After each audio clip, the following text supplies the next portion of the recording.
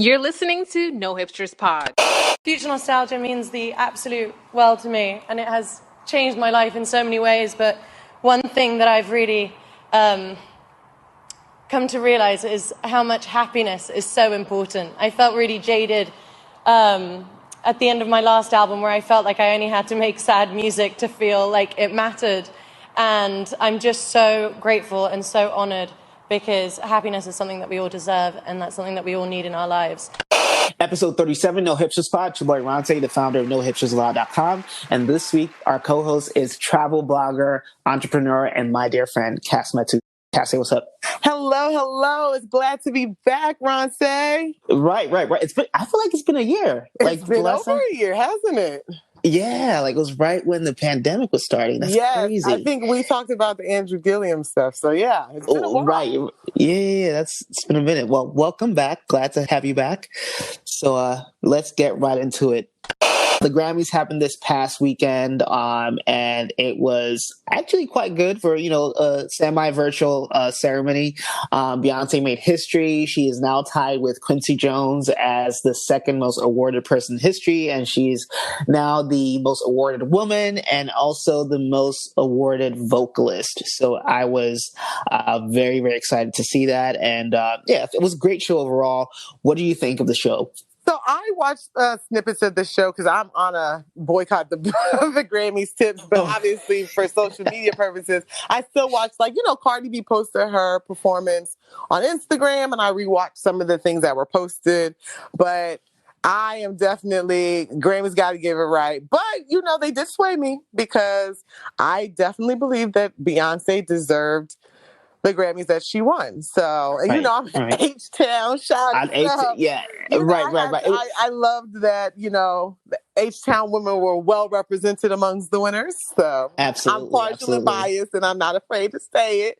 Right. H-Town. So it's funny. I didn't realize how H-Town your accent was till Megan Thee Stallion became famous. I was like, oh, you know what? She kind of talks sort of like you sometimes. But crazy enough, I sound more Houston when I'm in Houston, because it's you talking to your people. So right. I think, being here on the East Coast a little bit, and I tend to speak kind of more on a proper English kind of thing. So gotcha. Yeah. But of course, when I'm down in Houston, I'm like, yo, man, hold up. Not out. Right. Hey, so it's funny.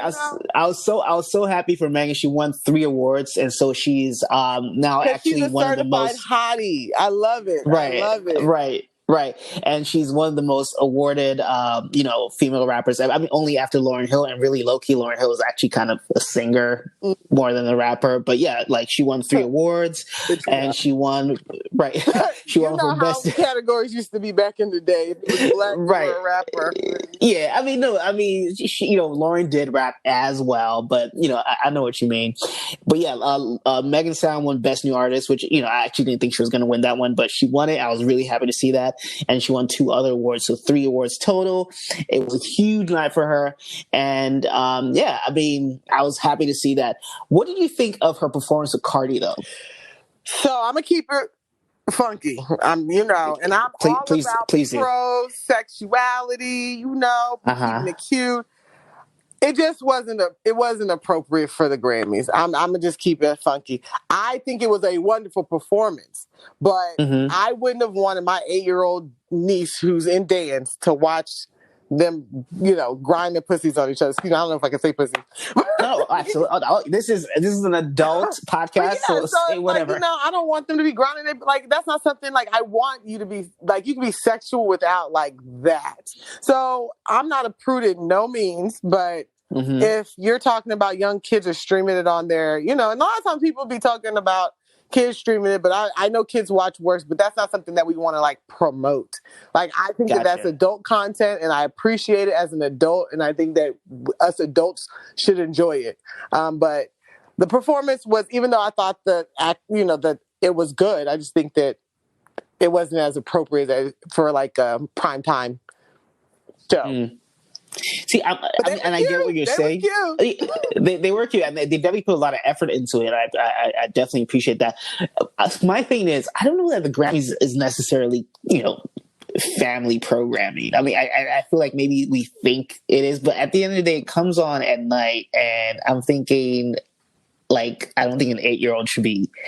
I mean, this is completely hypocritical. I was watching the Grammys at 8, but I don't necessarily. I was just about to say that. Like, I definitely was watching award shows trying to see if Jay-Z and them was about to get a Grammy for the, you know what I mean? Right, but I will say that it is supposed to be more censored because it is open viewing, not necessarily that people are, you know, they're like, come on, kids, let's come watch, you know, the Grammys around. But some people's parents do that. I think a lot of times us as, like, you know, newer or younger generation adults. And are different, you know, forget that people actually still go and sit around the TV and watch stuff together. So, you know, or watch stuff and their kids are running around. You know what I mean? It may not just be that the kids are supposed to be there, but the kids are playing and then look up and there goes Cardi grinding her pussy into Megan. So I don't know.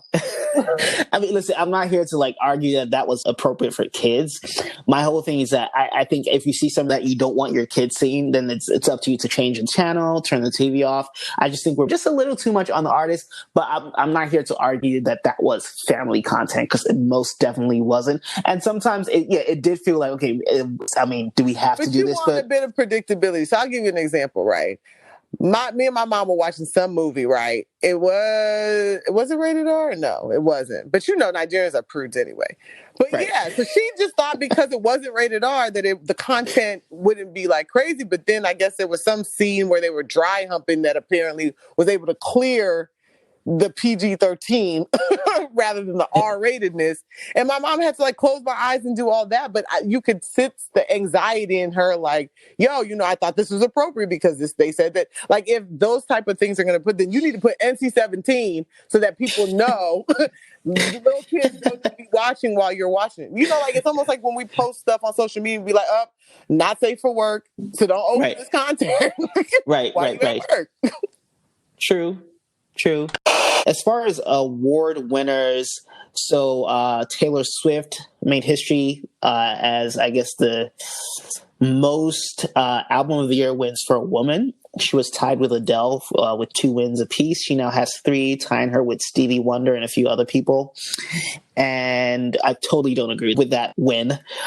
Billie Eilish won for Record of the Year. I don't agree with that one. Can we talk about Billie Eilish? And I love her music. Let me just say I love her music.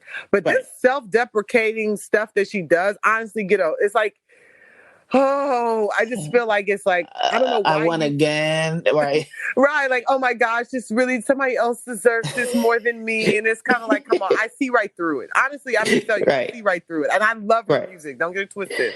I love her music, but I just accept that people enjoyed your music. And I think part of it is because, you know, her mom and dad are like, they're like industry people. Right. So maybe she always has to question herself because she feels like, and she should. I don't think, honestly, and it's funny, and I love her song, Ocean Eyes, I think it's called. I love that one, but like, I don't think her music is that good. I definitely don't think she deserves all like the awards she wins. And like, you know, whatever, like, you know, I think it's like she won for like last year and she won for this year, and it's like the songs sound the same. Right, exactly. It's like, yo, like at some point you have to really want to like, what's really going on? Exactly. She's definitely, I mean, aside from her mother being, you know, connected, I think she fits the Grammy prototype, which I think sucks because overall they were doing pretty well with kind of breaking away from I guess it's actually, you know, is that even really true? I think they stuck to protocol actually, but they've definitely like these like, you know, pseudo mysterious artists who act like they don't really want fame even though they absolutely do, and they definitely love their instrumentalists. So you have a Taylor Swift. So, you know, I think they definitely stuck to like what they usually do. And even like Song of the Year, as happy as I was that her and Tara Thomas won that one, I think Her is very much a Grammy prototype. Yeah, you know? I would agree with that. So, you know, it was I mean, I was happy to see them win, especially for like the type of song they won for, but all of it was very much in line with what Grammy likes to see. You know, instrumentalist, you know, a song who isn't so glamorous in presentation, and a song with a political message, you know, because Grammys believe that, you know, if the song isn't deep or this or that, then it's not important. So yeah, they're definitely skewed towards the actual like artists rather than performers for sure. So people who play instruments, people who are just more like into the music itself. See, and I object to that characterization you just made. Oh, the artist versus the performer. I think they're all artists. Just some people are one type of artist versus another. Like maybe someone. That's true. That's true. But I think the performer is like, you want somebody who I think, as far as their stereotype, includes somebody who plays the instrument. So like somebody who doesn't play an instrument, maybe like, her, right. All she does is sing songs that somebody wrote for her. Exactly. So that's kind of, I feel like when I say artists in that, meaning like they're the ones who are actually putting together the music. Right. But that assumption is actually false, right? Because a lot of artists who don't necessarily play instruments are actually songwriters. And, it's just, first of all, Adele, I mean, of course, they definitely love Adele because she's her presentation is subdued in the way that they like. So they definitely reward her for that. But also, Mariah Carey is another artist who writes all of her songs, but hasn't been lucky at the Grammys. You know what I mean? True, yeah. She was too pop for them. So I definitely get you the austere artist who's not really wanting fame and kind of shies away. And exactly. I get that for sure. Because Janet Jackson is a songwriter as well. Yeah, they like the eclectic, eccentric kind. Right, earthy type of thing. It pisses me off, but that's the Grammys. But yeah, I'm not happy with the Taylor win. I think they really need to cut that shit out. But it is what it is. Ain't it? All right, let's talk fashion. Not that I'm an expert, but what do you think about people who showed up? I thought Janae Aiko actually looked really good. So I didn't see too many outfits. I will say, contrary to popular opinion, I did not like Meg Thee Stallion's dress. Oh. I did not like it at all. Like, at all. What? Okay, so it's funny because a lot of people on the internet were going crazy about it. Crazy, and I'm just kind of like, that? Yeah, no, that doesn't even, that, I would have walked past that if I saw that on the rack. Like, wait, what? And I'm not saying she didn't look good, but it just wasn't a dress that I cared for. Right. Beyonce definitely looked good. I actually liked her after Grammy. Yes, the dinner. Right. I love that. Yeah. And I was like, you should have worn that, but I love the black too, and then the fake, like the gold nails on it. I think she was very put together, very well. And didn't you love how they just randomly showed up, like, one of the bricks? Well, first of all, she probably was like, am I getting an award? Oh, no, I get there when I get there. Because, she herself has had a silent protest of the Grammys for some years, too. So I think she only came because she was... But I think Beyonce knows that in some ways she's part of the establishment. And I think as much as they have cheated her out of the general categories, they've been very generous towards Beyonce. That's how she's been able to accumulate 28 Grammys. But they've been very, very stingy when it comes to album of the year. She should have at least one.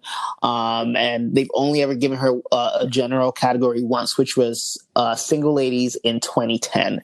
So. Right, because again, they want you to show that you're represented and all that. But those big titles, they want to maintain for their favorites or the people that they feel like, you know what I mean? And that's why, again, like you say, Taylor Swift, because she fits what they want as a representative of album of the year. Right. It's almost, it's like characteristic stuff that people do. It's like, okay, you want inclusion? We'll give you some inclusion because it gets us the ratings. It gets us, people talking about it and all that. That is so... give you the top honors because... I'm so happy you brought that point up because they definitely sell the award shows with the glamorous artists that they always end up shunning. Yep. And so basically, you sold the show with all the people who are like the people who are actually going to get people to watch, and then when it comes down to actually recognize them, you never do. It's quite or not, unfortunate. It's almost like in the corporation. It's be like, okay, we'll put you in like mid-level manager and all this, but CEO, no, or the board position where it's like the people who make decisions. Nah, we not here. Right. No, VP. Nah, we not gonna put you there. Right. Like, you could be the VP of diversity and inclusion. Right. That's what facts. Yeah, that's what we'll put you. And that's really what it is, because most of Beyonce's awards are R&B awards, right? And it's funny, I've always held the belief that when the Grammys consolidated the categories, like I think it was probably like 2012 or something. They narrowed down a lot of categories, and the genre that lost the most categories was R&B. And I have no evidence, but in my heart of hearts, I believe they did that because they thought Beyonce was winning too many. Of course. You know? And I think the only reason why she came is because they told her she was going to win some and that she was going to be breaking a record. And then she even said, even in my opinion, and Beyonce ain't tell me, even though I'm from Houston, Beyonce did not tell me this. I know my bestie didn't tell me this. I'm not going on the record to say my bestie told me. Beyonce know you. She checks up on you. No, I went to her little sister's birthday party. I will tell this. Solange, I went to her 16th birthday party. I still got the invitation. Oh, okay? That's crazy. So I'm in with the family, okay? But I'm sure she showed up late to say that I don't have to be on time to this shit. Right. Yeah, right. I'll come when I come, and I'll receive the award when I receive them. Okay. Absolutely. Agreed. And they probably didn't even know whether she was going to come or not. So they were probably like, because if they knew Beyonce was going to come, they would have bigged that stuff up from the beginning, for sure. Right. Well, I mean, she declined to perform, so that was the big news story before the ceremony. Like, they had people were asking, why is Beyonce not performing? She was the most nominated artist. How could she not perform? And Harvey Mason Jr., who's the interim president of the Academy, explained that she was invited to perform and declined. Now, I don't believe that decline was a protest. I think it's just a case of Beyonce feeling like, I'm Beyonce and I'm not performing on like a sound stage. I'll perform when the world is back open. And I think that's what that is. Because number one, a lot of these stuff was not really like, it was not live. So some of these performances didn't look very live. Right. So my thing is that she could have did Lil Baby, whatever. Like the ones that felt like music videos, those were definitely recorded, but some of them were live. She could have did something like that if she wanted to freak it out and do, something, extraordinary with the message. I think that she didn't care to because she knew what it was. And she has been silent protesting this Grammys for a while. She came to make her history because that was of interest to her. Right. Then she didn't even give y'all the heat at the Grammys. She gave you the heat after the Grammys. Right. Honey, that shit is calculated. Let me tell you something. I'm gonna give y'all something cute. I'm gonna bring the heat later. Let's change gears. Samaria Rice, mother of the late Tamir Rice, the 12-year-old black boy who was killed by the police after someone called 911 saying that they saw someone holding a gun. And he was holding a toy gun. Right. That was a heartbreaking story. Yeah, without question or anything, he was shot dead. So I guess one of the more well names in the Black Lives Matter movement, and a lot of protests has happened, about him and in support of, gaining justice for him, and which was never achieved, unfortunately. But his mother, Samaria Rice, made a series of posts on Facebook this week calling out Tamika Mallory, Sean King, Lee Merritt, Ben Crump, DeRay McKesson, and all the other, notable figures in the what I'd like to call activist industrial complex. She refers to them as clout chasers. She refers to the lawyers specifically as ambulance chasers.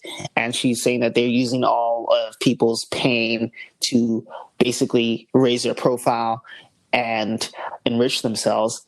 And before you say anything, I just want to say that I couldn't agree more. And I also want to say that I clocked Sean King and David McKesson years before. You did. Yeah. I'll give you that, Ronte. You were right at the forefront. Thank you. It's funny. And you even know that. And I was even saying this years before we knew each other.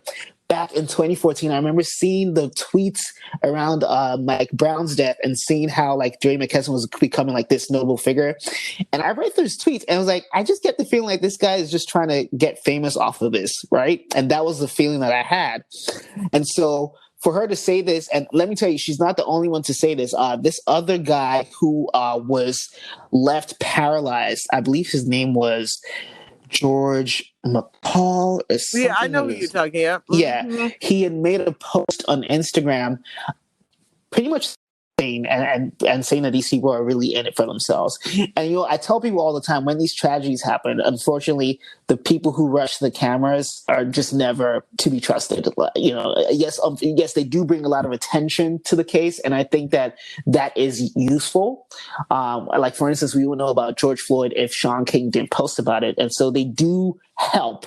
However, all the people who are rushing to give statements, rushing to press conferences, rushing to create GoFundMes, all those people are suspect, in my opinion. So I was wondering what your thoughts were, Cass. So I feel like I am 90% on her side, but the only reason why I'm a little hesitant, I agree with everything you said. I 100% believe they're cloud chasers, right? But you went to them because of them being able and their desire to amplify things that, again, is going to be for their benefit too. So so for me, specifically this Rice situation, this was like, closer to the beginning of the movement, right? Yeah. And so when I read her message, to me, it was like, she is a woman who's hurting, that when the dust settles, who is there around you, right? And so I can understand her sentiment, and I know that they're clout chasers, but they were clout chasers when they first came, 3 years ago. But part of it was they were clout chasing, and you got to benefit from that in exchange to a certain extent. I always say, specifically with people like Ben Crump, he is a civil attorney. His bottom line depends on how much he gets you. But y'all steady keep picking him. I don't even like the man. I think he's like the worst representation of like the black. Yeah. Right. Listen, he keep picking him because he has a network. He has connections. He can amplify the message. He's been on all these stuff. So you guys specifically choose him because of that, but then get upset that he's doing what he said he was going to do and what he does. Right. I get it. Like, Tamika Mallory, I think she goes around and amplifies the message, but her agenda, and I hate to say this because it sounds very callous, is their agenda is not your personal agenda. Their agenda is Black people on a whole, and a lot of times these individual stories get lost in a movement of lots of people. She's going to the next one because she's got to bring, you know what I mean? And so a lot of times it is cloud chasing, but some of it is understandable cloud chasing because she's responsible for pushing the movement and getting people riled up and getting and putting pressure on people at different pressure points. And in as much as I get it, she is a cloud chaser, Tamika Mallory. Ben Crump, 100% a cloud chaser. I don't even like the man, right? And I don't even know him, but I'm just... Let me jump in real quick. I will say this. What you're saying is true. That I made that point as well, that they are useful. But my issue is that all of the good work that they do for the greater good is secondary to their personal gain. Well, I think that that's the first motive. That to me is that could be argued. I mean, that's somebody's opinion. Right.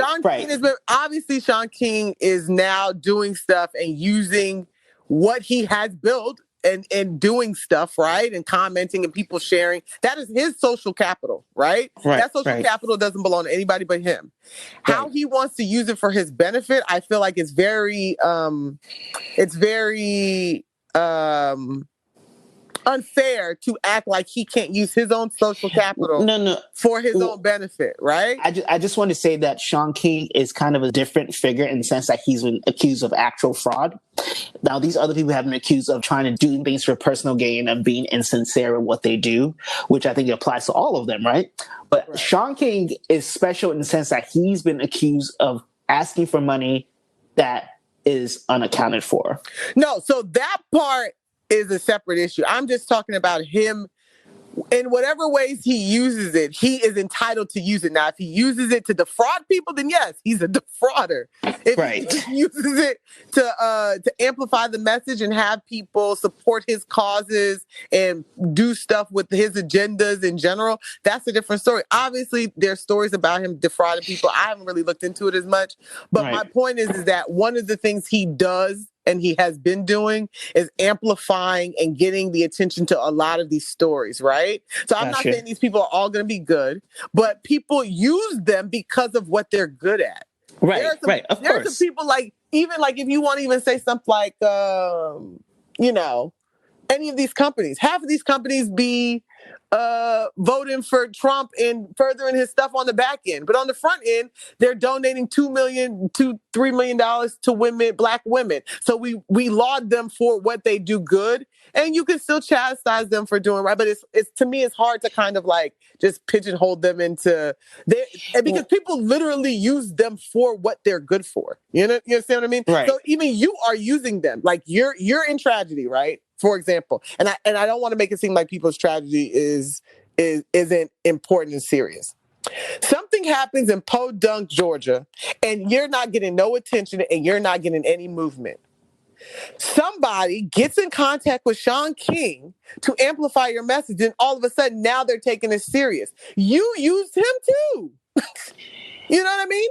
Like I don't want, and so I don't. I don't think I get the point. I get the point you're trying to make, right? But I think the use of the phrase "use them" is tricky for me because this is not like, oh, they've used them to enrich themselves. If we're going to use the phrase "use them," they're using them to get justice, right?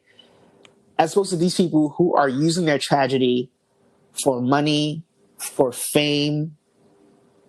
But in part, when you get a lawyer, and this is why I say this is why I can't stand Ben Crump, but people keep using him, right? Not using him in the sense that they are exploiting him or their use of that person is a little bit more exploiting, right? But it is a shared, you get something, I get something. That is how it is with any of these. When you start engaging them, you already know that they're not doing, their stuff is never purely altruistic. And I never, maybe just me, I never thought that they were completely altruistic in what they're doing. But that's you and I though. But think about, and that's both of us speaking from our, privileged perspectives and being able, and as people who first of all consume a lot of media and people who, probably already know a whole bunch of lawyers already. If these people are in wherever, like you said, in some small town, what access do they have? And what do they really know? And maybe they're not because they don't have as much exposure, might not be able to like tell a fraud as quickly, right? And so that's that angle. Like for instance, Tamika Mallory created something called BreonnaCon, which was a convention that was quote unquote to uplift Breonna Taylor's name. And Breonna Taylor's mother was publicly endorsing this whole exercise. But everyone else could see that this was extremely tacky and this was completely just foul, right? And another example of Tamika Mallory basically using tragedy to raise her profile, right?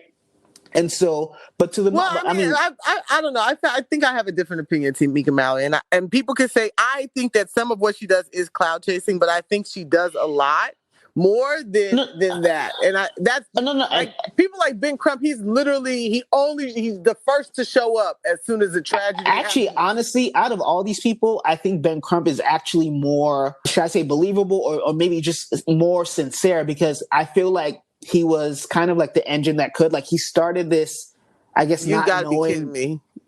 No. And I'm saying this because Ron, I love you, bro. You got to be kidding me. The most genuine. No, let me say this, right? Ben Crump did this. He was on the Trayvon Martin case. This was before like the whole Black Lives Matter thing had really taken off. In fact, Trayvon Martin in some ways was a seminal case for the movement, right? It was the catalyst. It literally was the catalyst for the exactly. Movement. And he has been selected as the lawyer ever since. Exactly. In all of these civil litigation. Exactly. But my point is, because he was in a seminal case, there was no way he could ever predict that this is what life would be, or that there would be more opportunities where he keep making money like this. He knew that when he jumped on every single high-profile case. No, I'm saying that. Let's start there. No. I'm saying, Cass, my point is, maybe today that's what it is now, right? He sees that he can make money. Like someone said that he made $17 million in like 2018 or something. So maybe he knows that, okay, this is a great way to make money now, right? But at the start, I don't think that he got into it as, a money-making venture. Let me break it down to you, Ronce. He is a civil litigation lawyer. He has nothing to do with the prosecutor. All he does is advise. He doesn't get convictions. He gets the family money. So his idea has always been his money is tied to how much of a settlement that people get. Now, obviously, he's figured out that the calculation of the settlement depends on how big and how broadcasted and how pissed off the rest of America is. So you see him on every news station up and down that'll take him multiple times, every single interview, commenting on prosecutorial stuff, right? Mm-hmm. He doesn't really even tell you too much about the civil side. And he's not even a prosecution lawyer. That tells you already that he's trying to gain exposure so that the bag is bigger. Right. And I get what you're saying. Then he makes sure that them settlements happen before those criminal cases, which I mean generally happens anyway. But I'm like, it always is like, before stuff, it definitely is settled beforehand. Right. And he got $27 million for the George Floyd family, which is big, right? And I totally get what you're saying. The difference between him though and the Tamika or Sean King is that I feel like they saw this and say, you know what, this is what this is going to be for me. They came in with that intention of raising their profile, of enriching themselves. That, at least in my estimation, that's what it looks like. And so that's why I kind of see him differently from how I see the rest of them. Now, at the end of the day, these people are all in it for themselves at this point, and I think that's unfortunate. But like you said, they also do good. Because we're just gonna have to disagree. I don't think they're all in it for themselves, but they definitely have some benefit that they want out of it. Mm-hmm. The Sean King thing, if he's a fraud, he's a fraud. I don't know the whole background story about that. I will say that there has been things that if it wasn't for him, people wouldn't have known, and he definitely is good at amplifying. That's his role. Now, if he's using that to exploit situations, and 100%, I agree with you. Tamika Mallory, I think she is a part of a lot of different movements and shows up a lot and is invited to a lot. Right. But again, that's my own, personal opinion, because I've seen a lot of the stuff that she has done, different engagements she has, and been invited to, Right. So every time I see her speak at like press conferences, I feel like I'm watching like a soliloquy at like a Tyler Perry play or something. It feels, I cringe every single time I see her speak. You are so pretty. But look, I respect your opinion about it. Yeah. A lot of times people feel differently about people than I. I get it. Yeah. And honestly, I have to say, I'm always hesitant to actually criticize them in public because I feel like I'd be giving credence to... Except for on your podcast. Right. I mean, I feel... I feel like I've been emboldened by Samara Rice, but because the reason why I'm hesitant is because I think that you inadvertently give credence to racists who are just on standby looking for every opportunity to discredit the movement. They need a gut check, honestly and truthfully. They need a gut check. Like, you need to have a gut check that you're here for the right reasons, and you're not just, obviously there is a certain allowable personal gain people can allow you, but if you're losing sight of the actual reasons why you're doing it, and you're getting caught up in the drug of social media and clout and fame and people paying you and all that stuff, which a lot of people fall victim to over time, then you need a reality check. And if some of the people need to call you out for you to regroup, that's why I said I'm 100% for how she feels. I don't see anything wrong with how she feels. Now, I may have a different opinion, but I'm not a person who feels like I was abandoned after my story went cold. You know what I mean? Right. And that they're not here to keep pushing and because the real part about it is okay, now this is done. And I think what I kind of feel is that these people are jumping to the next, to the next, to the next. And the people who they were with before are like, hey, what about me? Like, just he's not the sensation now.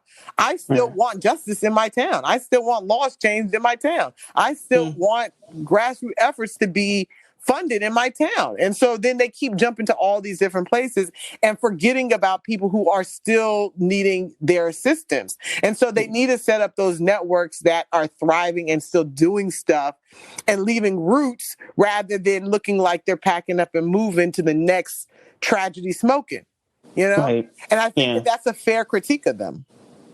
Absolutely. Listen, at the end of the day, I think the family of victims are in a better position to make these judgments. Absolutely. And if Samara Rice feels this way, and if many others are also feeling this way, I think there's definitely something there. We should listen, and I'm listening to her. I definitely do. I just want to be fair to them instead of just jumping like, oh, they're clouters, they don't do anything. Gotcha. All they want is, money. It's like, well, number one, these people do things. They just may not have done exactly what you wanted them to do for as long as you wanted them to do. But also, they need a gut check. What are you leaving behind when you're going to these places?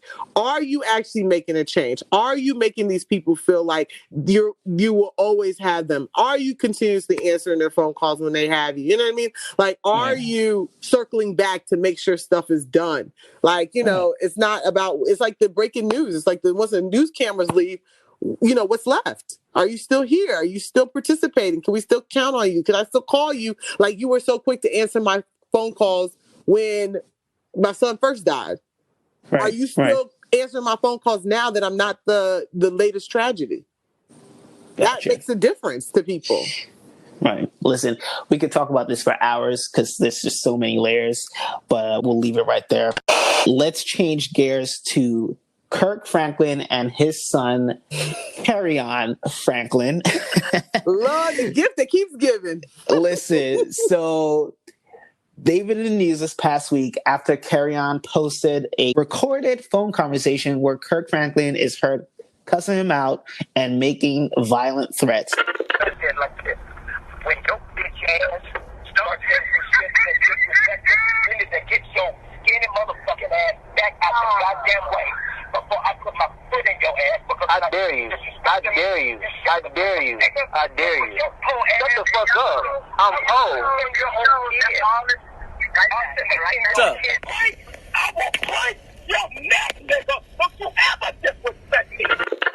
Now, I have to say, this is bad, and this is no laughing matter. However, I've been cracking up because Kirk Franklin yells just the way he does on his songs. Well, he is. And I think the funniest part about it, which, again, parental abuse and mental abuse is not funny. So let me put that disclaimer out. Exactly.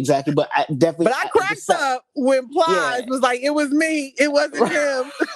It was because everyone's saying that they look alike. Doppelgangers. Right? Yeah. But I was cracking up. And just the kind of comedy, because even through tragedy, I feel like Black Twitter has a very, very, very good specialization in making anything funny.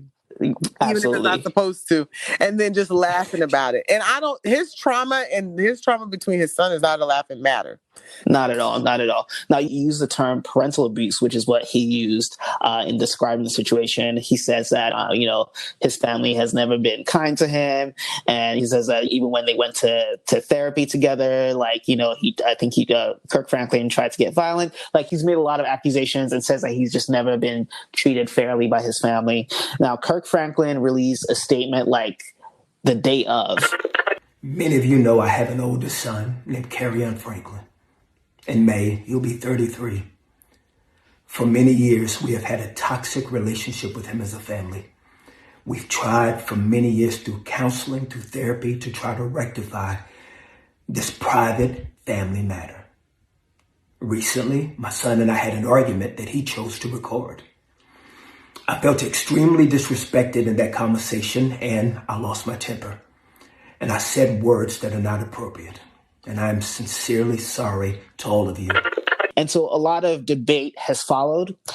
People are on one end saying that Carry-On, who's 32 going to 33 in about 2 months, say that he's too old to claim parental abuse, or saying that he's too old to have any of these types of issues. Also claiming that he was very disrespectful to his father. And then there's another camp that says that Kirk Franklin shouldn't speak to his child in that way, and that it is inappropriate for a parent to ever be that abusive towards their child, no matter the age. And someone even made this argument, and I have to say I agree, that believing it's okay to get cussed out and called cruel names by your parent is proof you didn't turn out fine. And so, with that being said, Cass, you have the floor. Oh, this is dicey. So here's the thing, right? Mm-hmm. Somebody told me a long time ago is that if you're an adult and you step to another adult, whether that's your parent or not, and you come at them, you better be responsible for however they respond to you, relationship or not relationship, right? Because at this point, you're an adult. Like, you have kids who beat up their parents. So let's not pretend like Absolutely. he has all this power or whatever. Like, he literally could have decked his dad or, whatever. And so I'll say that. I don't condone toxic relationships between parents and children, however they manifest, whether it started by the child and levied against the parent and vice versa. Obviously, you could always say that the parent who is the older and wiser should have control, but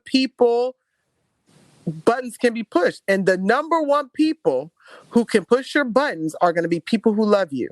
So is his behavior absolutely reprehensible? Yes. But is it understandable if whatever happened before that tape pissed him off? It's understandable. And I think that's the part where I'm a meeting in the middle kind of person with it.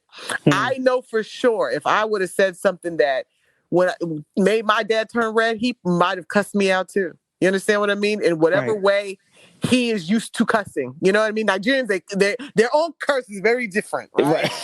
So when you hear them, it's Nigerian curse, right? Facts. Or it's like, if I come down, break your head. You know what I mean? Whatever the way is typical of the culture to, levy violent threats. Did I ever think that my mom was going to come and break my head? No, right? But I also know that is verbalizing violence in lieu of actually doing violence is a way to release anger for some people. And Kirk Franklin's not perfect. Right. And I don't excuse him, but I would caution us to jump down his throat without also understanding that there is a lot of stuff behind there that we don't know. So I'm not saying that his son isn't well within his right to feel the language was not productive. It was hurtful. It was it could be mentally abusive. But I think mentally abusive, if somebody's reacting to you, it's not fair for you to necessarily rule that as mental abuse, right? So if you're sitting here antagonizing me, and I'm like, Ron say, I'm going to slap the shit out of you, right? It's not fair for you to have pushed my buttons that way and then get a reaction and be like, see, she's threatening violence. So I don't know that's the story that happened, and I don't want to make it seem like that's what happened. But those are circumstances that I believe people can understand, that a father will come out of his mouth and cuss out his son like that. So we all are, not we all, but some people are wanting to know what provoked him, if anything, to do that. Or if Carry On just said, Dad, I love you, and then he spouted off those obscenities, then I can understand where he's coming from. But it's hard to judge it because, you only heard his reaction to something. And so I think people are trying to give Kirk Franklin grace in the sense that people's parents, and then you got to understand they're from a different generation, which obviously isn't necessarily correct in today's terms, right? Right. Parents back in the day used to threaten violence with their kids all the time, used to beat them and do all that. And I'm not saying that we should still mirror those same disciplinary tactics or all that, but it's the understanding that that is their era and that's how they grew up. And you have to understand where they're coming from. Now, is it unacceptable now? Absolutely. I think what you're trying to say is that stories of society are constantly evolving, and that's usually reflected in how we interact with each other, including in parenting, right? There we go. You said it so eloquently. I do my best. And also, I feel like on the flip side, though, I get this feeling that a lot of families, especially Black families, right, have kind of normalized abusive behaviors because we somehow think that that's what's kept us in line and that there's no other way to do it. And so there's a lot of people, in the comments saying, oh, yeah, my mom said this thing to me, blah, blah, blah. Like, the fact that this happened to you and you seem semi-sane today doesn't necessarily mean it was a good thing, right? Well, you got to understand that that's people in general. People do what they're taught or mimic how they were raised or use that. I'm not saying it's right, but I'm saying that is a normal human behavior to be a product of how you were raised and your environment and your increased education that you're assuming everybody has, and they don't. We can already tell you that. Everybody doesn't have that increased education, especially when that environment still operates like that. Obviously, us who have, may have gotten different perspectives or, had a traumatic experience that we don't want to pass on or, or maybe not even come to the realization that something was traumatic, but learned through other means or through other people and seeing how other people were raised, that maybe that's not how I want to raise my kid. You know what I mean? Right. But you got to understand that some people, that is all they know. Like if you're talking about backwoods Georgia, they don't know anything about no Lord. You know what I mean? Georgia has caught so many strays in this episode. I'm just saying, but look, they deserve it. They just as bad as Florida in my book. They just as bad as Florida, but I ain't saying Charlotte said it. Blame it on Charlemagne. Let's talk about Sharon Osbourne, wife of Ozzy Osbourne and last remaining original co-host of The Talk. And she has been in hot water this past week, or really more than a week now. It's been because actually we talked about her in the last episode. So after Piers Morgan quote unquote resigned, they say he was actually fired. After he left Good Morning Britain, she made a tweet basically saying, I stand with you, blah, blah, blah. People don't realize that you're being hired to offer your opinion and blah, blah, blah. And so Cheryl Underwood brought this up on the show. She fired back and there was uproar because the whole interaction was really quite racist. It's just very like condescending. Don't you even cry because I should be the one crying, blah, blah, blah. And then fast forward, more information comes out. Apparently, Holly Robinson Pete and Leah Remini believe that Sharon Osbourne had something to do with their firing. She allegedly referred to them as ghetto.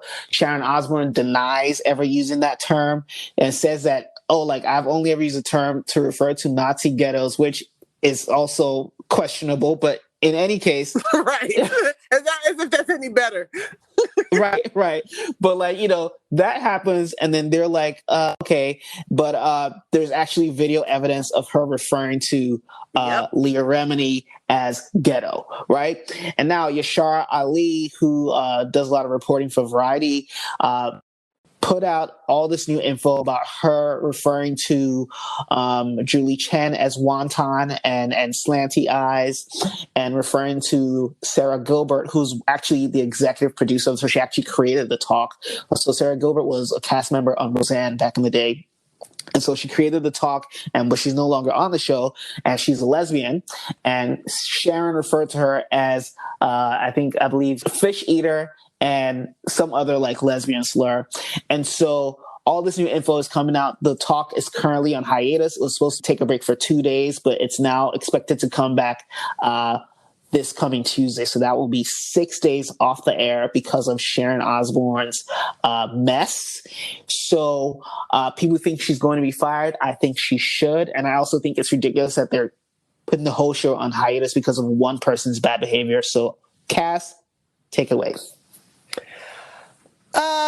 Yeah, good riddance to bad rubbish.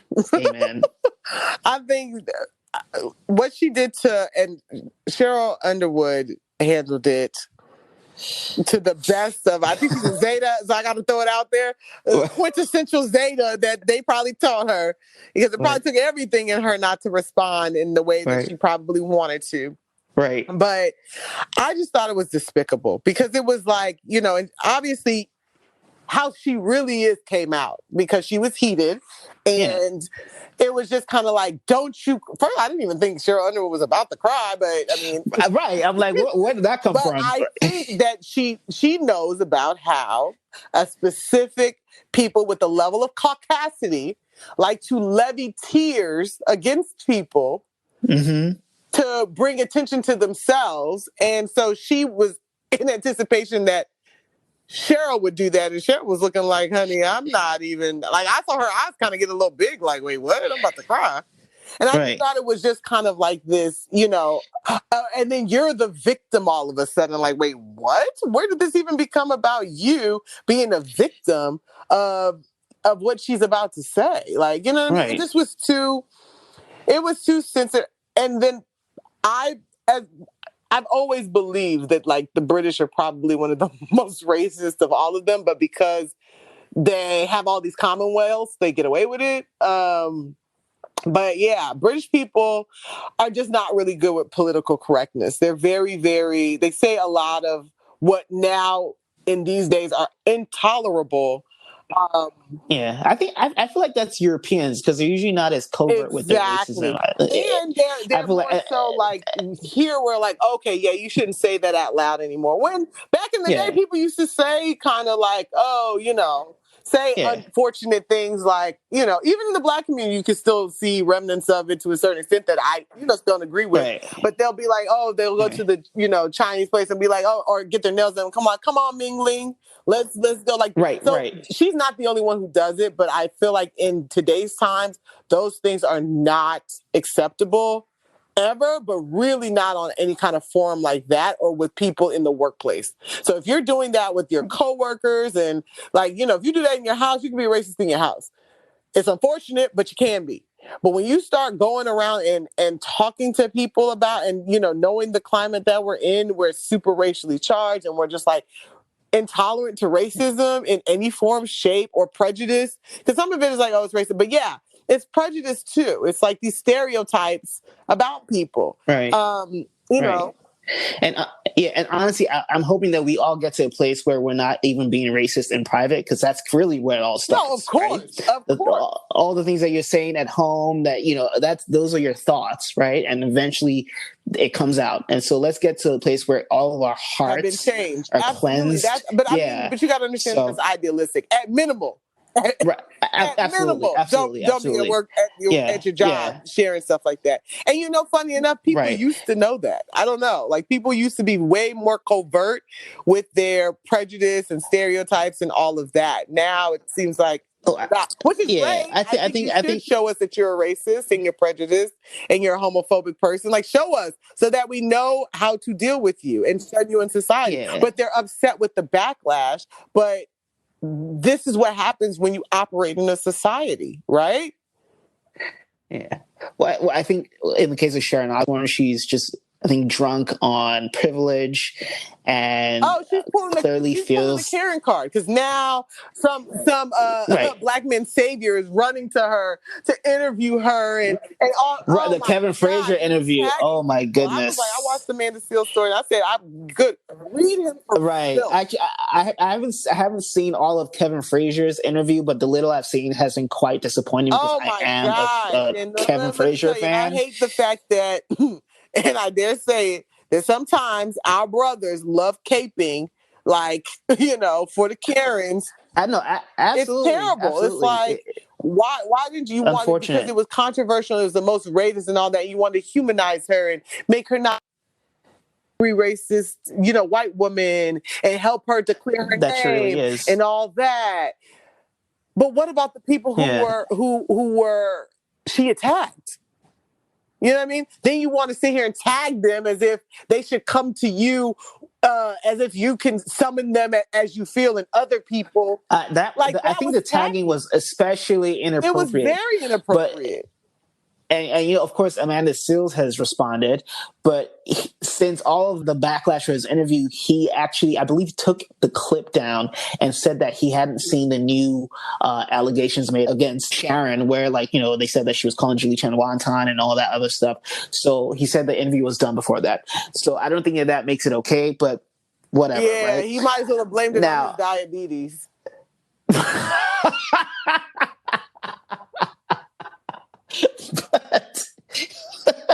But okay, I want to say that actually, since all this has happened, people are revisiting just Sharon's problematic past. So one time she was telling a story on a British TV show, I believe, where she was saying that she had her assistant who has lived on she and Ozzy's premises go into the house to get some of their stuff because their house was burning. And when the assistant went in, I guess, with a face mask and came out with one of their items, took the mask off him and put it on their dog. Oh my God. And told him to go back in. And I guess when the whole thing all settled and the fire was taken care of, they were, I guess, chuckling about what happened. And when the assistant says, "Why is any of this funny?" she apparently fired him. What? Yes. So she's a real psycho. Well, I mean, she was married to Ozzy Osbourne. You have to be a certain level of fucking crazy to be in that situation. So, That part. And then secondly, there was I believe, New Year's Eve bash that she hosted at the height of the, Meet the Osbournes. That's the name of the show is Meet the Osbournes, I believe. Meet the Osbournes. Yeah, the Osbournes family reality TV show that was on MTV, and that was the height of their fame.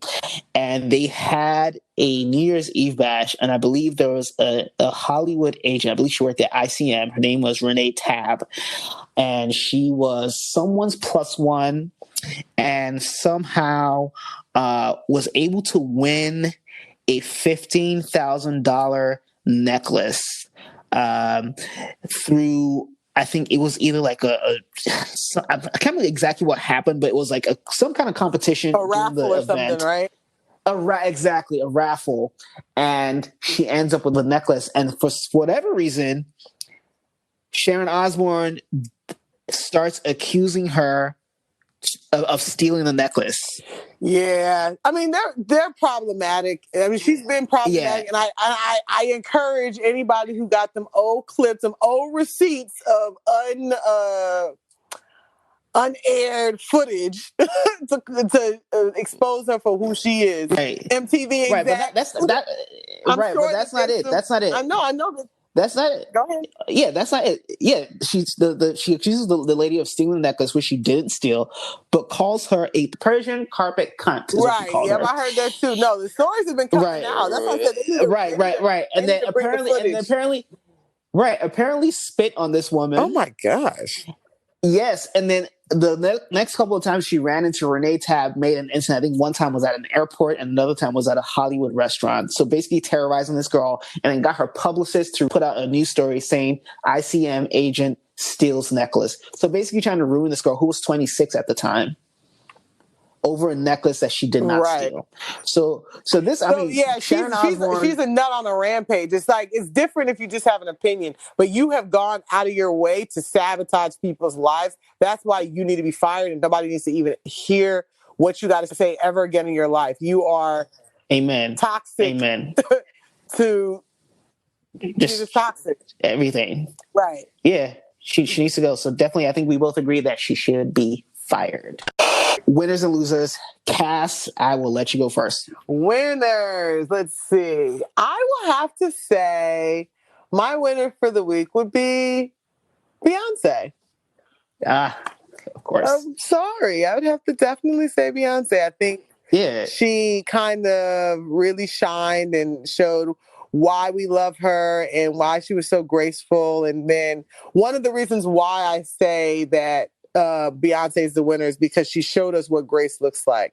You know, Megan Thee Stallion was up there with her receiving the award. Beyonce could have, did this, but she used that opportunity to breathe life into the young artists, you know what I mean? And say that we appreciate you and thank you for because everybody want to be like, oh, Beyonce jumped on that song and made it hot or whatever. But really it's like, no, you brought a hot song to me and I just augmented what you already created was hot. So I just feel like Beyonce just reminded us that, a lot of times we want to give the bigger star the credit, but sometimes it's not them. It's the junior people who are coming up that need the encouragement, that need to be lauded, that need to be praised for their hard work. Because Savage was a song before her.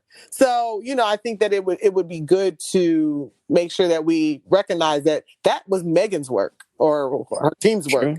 And so I think that she just showed me so much grace about how she's evolved as a person. Right. And your loser? That announcer who blamed him calling the protesters the N-word on his diabetes. He has to be the scum of the scum of the scum of the earth. Absolutely. That. I mean, obviously there's other losers, but that has to be the most pitiful reason for why you're a racist. Diabetes doesn't make you racist. Right. His name is Matt Rowan, just by the way. Well, I don't even care what his name is because he deserves to be. He don't deserve no notoriety. Nobody needs to Google him. To fall from, he doesn't need nobody running to him to interview him and see his side of the story. He's an idiot. Right. Agreed. A racist one at that, but yeah. Agreed. All right. So my winner this week, I was going to say Beyonce, but you got her. I think you said it all. She made history. So my, I guess, other winner is Drake. Yes.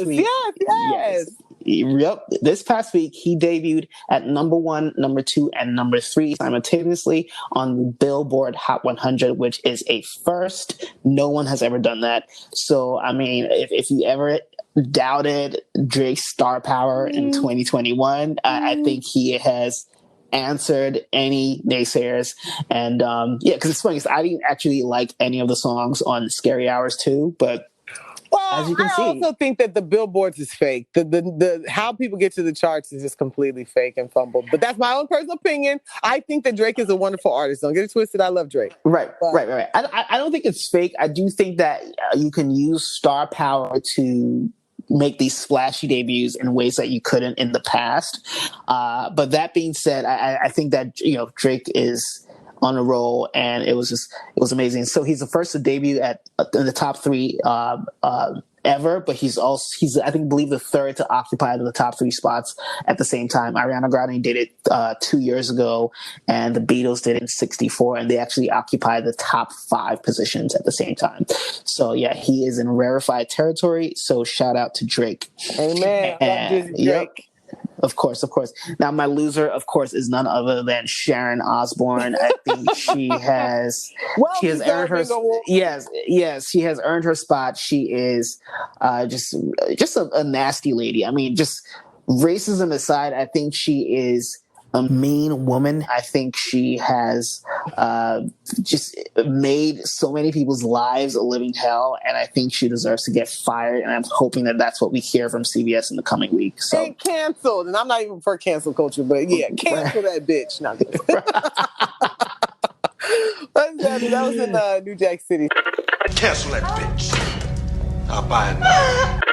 So that's a New Jack City reference, I think. So, not my words. Cass, this has been so much fun. This is actually the longest episode of the podcast ever. Because I'm a chatty Kathy. Right. No. I love it, though. Thank you so much for stopping by, and I hope you come back. So before we leave, plug your social media and your businesses. No problem. So you guys can follow me at Sandy, Sandy is IS International, one word. And that's my Instagram account. And then you can also check me out. My business is shopforsandia.com. Support Black business and Black women. Of course. Episode 37, No Hipsters Pod. Talk to you next time.